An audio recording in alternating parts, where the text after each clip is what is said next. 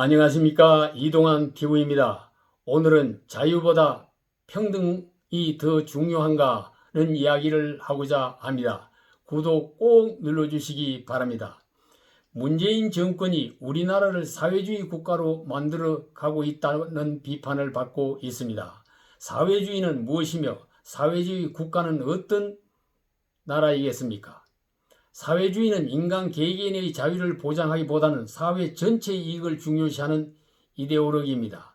사회의 이익을 위해 개인의 자유가 제한될 수 있으며 개인의 자유는 사회 속에서만 인정될 수 있다는 자유주의에 대항하는 논리입니다.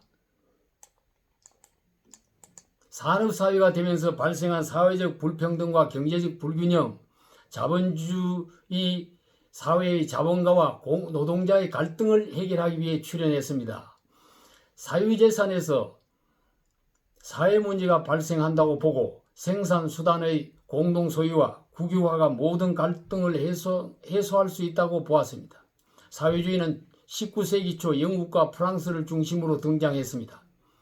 오웬, 프리에, 생시몽 등이 자본주의 산업사회를 인정하면서 새로운 사회 운영 원리를 제시했습니다.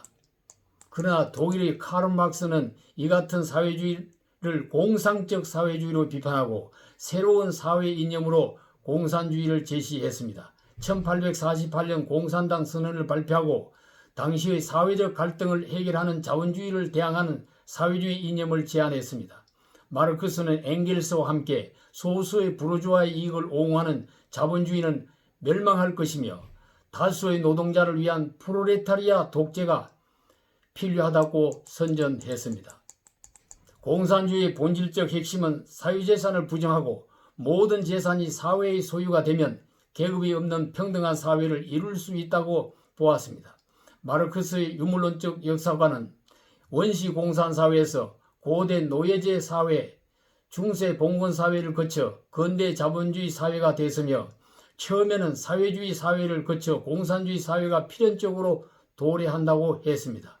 이 같은 역사의 발전은 그 사회의 지배계급과 피지배계급의 투쟁에 의하여 발전됐으며 마지막 단계인 자본주의 사회의 자본가와 노동자의 계급투쟁 즉 프롤레타리아 혁명에 의하여서 평등한 공산사회가 도래한다는 것입니다. 이 과정에서 사회주의가 등장하고 더욱 성숙하면 사유재산과 계급이 완전히 소멸된 공산주의 사회가 실현된다고 보았습니다. 1917년 레닌이 볼셰비키 당을 이끌고 공산당 혁명을 성공해 최초로 공산주의 정권을 수립했습니다.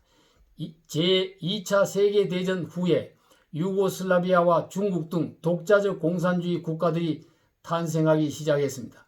그러나 동구를 중심으로 등장한 공산주의 국가들의 공산주의 이상은 1991년 소련의 붕괴로 좌절되고 말았습니다.